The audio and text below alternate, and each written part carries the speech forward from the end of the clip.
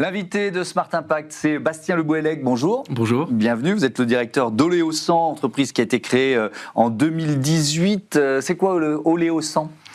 Bonjour. Alors, donc, Oléosan, c'est un biocarburant, 100%, donc c'est 100% renouvelable, 100% végétal et 100% français. Ça a été donc lancé en 2018 et là, au mois de mars, on a franchi le seuil du milliard de litres vendus. Et donc, c'est un biocarburant qui est à destination des professionnels du transport.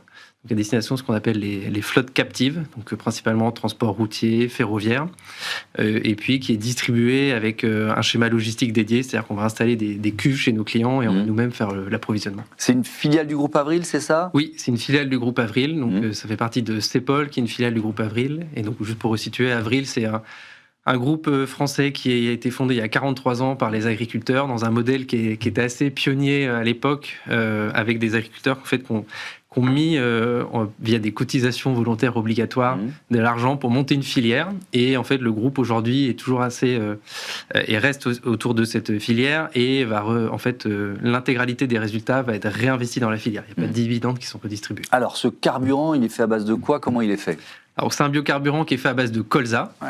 Et donc, le colza, donc, c'est une graine que vous voyez en fleurs actuellement. Hein, et donc, juste pour la petite anecdote, le groupe s'appelle Avril, puisque c'est le colza fleuri en avril. Ok. J'ai appris quelque chose, je le savais pas. Voilà, pourtant, c'est un gros groupe, Avril. Hein. Exactement. Ouais. Et donc, le colza, en fait, on va faire une transformation de cette graine. On va séparer une partie de la protéine qu'on appelle le tourteau, qui est pour l'alimentation du bétail, et puis l'huile. Et donc, l'huile, il y a une destination alimentaire. Le Sueur, par exemple, est une marque du groupe que vous connaissez. Et le reste de l'huile est valorisé en biocarburant. Donc, on prend cette huile, on fait une deuxième étape de transformation, et ça nous donne un biocarburant. Et ce biocarburant va ensuite être distribué en tant que baissant, c'est-à-dire qu'il est 100% renouvelable. Il n'y a pas une seule goutte de diesel fossile dans ce qu'on va distribuer aux transporteurs. Ouais. Donc le baissant, c'est son nom, il permet au moins 60% de réduction des émissions de gaz à effet de serre par rapport au diesel fossile. En fait, il est utilisé dans les mêmes moteurs, enfin il n'y a rien, vous voyez ce que je veux dire ? Oui. Parce que quand on se dit, moins 60%, pourquoi pas l'utiliser partout ? Bon, exactement. Il est facile d'utilisation ? Il est extrêmement facile d'utilisation. Donc c'est pas besoin de changer de tracteur ou de camion, etc. Non. En fait, c'est un carburant qui est compatible avec les motorisations au diesel que vous trouvez sur le marché aujourd'hui. Alors, il y a différents types de motorisations, mais en fait, on peut très bien prendre un véhicule diesel, faire une opération qu'on appelle un rétrofit, qui coûte 2-3% du prix total du camion, et transformer en un moteur baissant flexible. Et puis, on a des motorisations baissant exclusives, c'est-à-dire que là, le constructeur va vendre directement un moteur baissant, qui va donner certains avantages, du suramortissement, une éligibilité au critère 1. Mais la grande force, effectivement, du baissant, c'est qu'il est déployable. Alors nous, on aime bien le jeu de mots, on le dit sur le champ. Et donc, c'est une solution qui est immédiatement utilisable. Donc, dans le sujet aujourd'hui de la décarbonation, c'est très important, puisqu'on peut, sans changer les motorisations, juste en allant installer une cuve chez nos clients, commencer à décarboner les flottes de transport. Ouais. Donc vous venez de dépasser, vous nous l'avez dit, le milliard de litres vendus, ce qui est quand même une belle borne de franchie. Est-ce que ça veut dire que la demande, elle est en augmentation constante, c'est très régulier, il y a eu un coup de chaud, et il y a peut-être encore plus un coup de chaud en ce moment avec les tensions sur les prix du carburant fossile. Oui, donc le décret d'application et d'homologation du baissant a été signé en 2018. Donc il y a eu une première phase de 2-3 ans où le marché a commencé à se développer. Et puis on voit quand même un marché qui est en croissance tous les ans avec des belles perspectives de croissance. Ouais. Là, cette année, par rapport à l'année dernière, on estime qu'on va faire au moins 20% de croissance en volume. Et ce qu'il faut garder en tête, c'est qu'aujourd'hui, le baissant, ça représente 5-6% de l'ensemble des carburants qui sont mis à la consommation dans le transport routier. Donc, ça reste quand même encore un petit volume par rapport au diesel. Hein, c'est plus de 90% de ces carburants.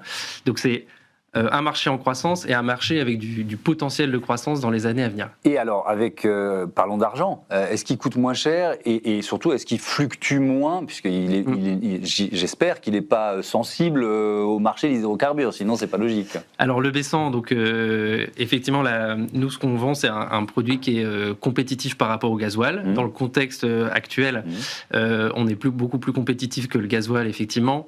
Et sur cette compétitivité, il y a une dimension de prix et puis il y a une dimension de volume, puisque aujourd'hui, nous, on vend une énergie locale, souveraine, et donc quand on voit un peu les contraintes d'approvisionnement avec la fermeture du détroit d'Ormuz, aujourd'hui, il n'y a pas de question à se poser pour les transporteurs qui tournent au B100 pour avoir des carburants à disposition. Donc compétitif et en volume et en prix. Et moins de volatilité des prix aussi ? Il y a une volatilité des prix. Oui, il y a une volatilité des prix forcément qui est. Mais attendez, là, je vais mettre les pieds dans le plat. Oui. Vous n'avez pas augmenté le prix du B100 parce que le diesel augmentait à côté. Alors le B100 a une indexation sur le cours du gasoil qui est la référence en matière de transport. C'est-à-dire que aujourd'hui, un transporteur, ce qu'il veut, c'est être en mesure de mesurer sa compétitivité par rapport au gasoil. Ouais. Et donc, pour ça, il faut qu'il puisse voir en termes de ce qu'on appelle de TCO, donc de coût total d'opération, où il en est par rapport au gasoil. Et donc, le B100 aujourd'hui on voit une indexation pour être en mesure de mesurer cette compétitivité. Pourtant, en termes de prix, il est plus compétitif. Comment cette production là de biocarburants, on parle de colza, quel rôle ça joue dans la stimulation ou le soutien à l'agriculture française ? C'est effectivement un élément très clé, puisque le Oléosan, c'est un moyen de faire le pont entre les agriculteurs et les transporteurs. C'est-à-dire que les transporteurs, ils ont cette logique de devoir décarboner, de devoir garder de la souveraineté et de la compétitivité. Et là, quand on va aller utiliser ces énergies renouvelables et les vendre aux transporteurs, en fait, on va aller mettre de la valeur dans les produits issus de l'agriculture et permettre de décarboner en aval. Et il y a un autre point dont on peut parler, c'est qu'on a parlé des réductions d'émissions minimum de 60% tout à l'heure, et nous, en fait, on a une offre sur des réductions d'émissions à 80% de CO2, et pour ça passe par un changement d'itinéraire technique au niveau de l'amont agricole. Et on va aller payer une prime aux agriculteurs pour qu'ils s'engagent à faire ces changements d'itinéraire technique qui va permettre de faire du stockage de carbone dans le sol.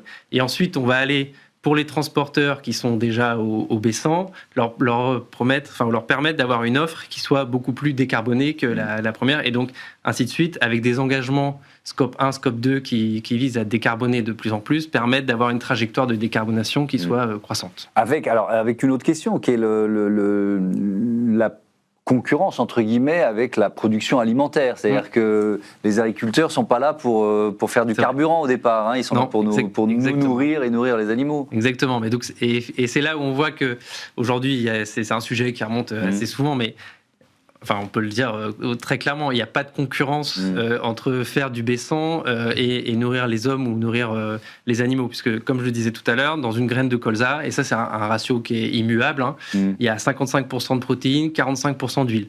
La protéine, aujourd'hui, quand on regarde la France et même l'Europe, on importe énormément de protéines, notamment de soja, pour nourrir nos animaux.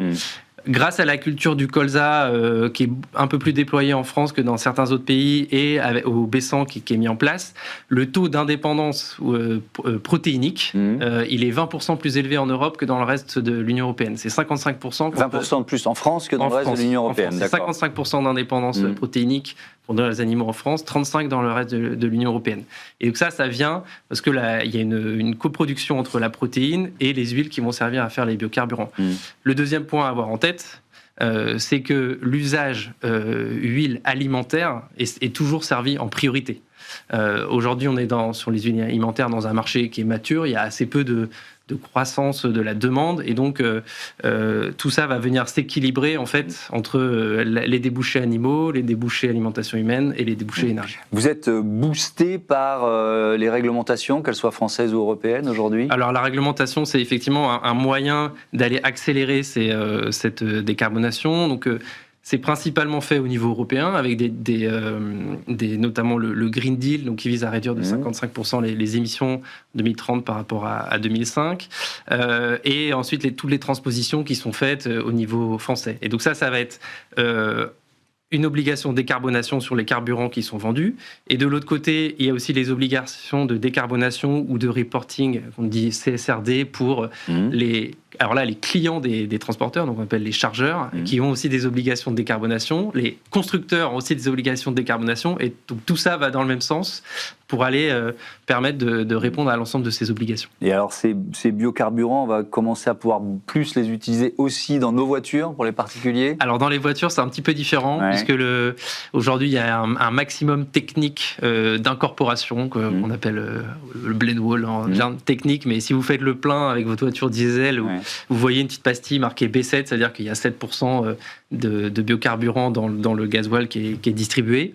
Il pourrait y en avoir plus? Alors, il y a des stations B10, mais après, en fait, il y a des contraintes de distribution qui font que le B7 est le grade immensément distribué.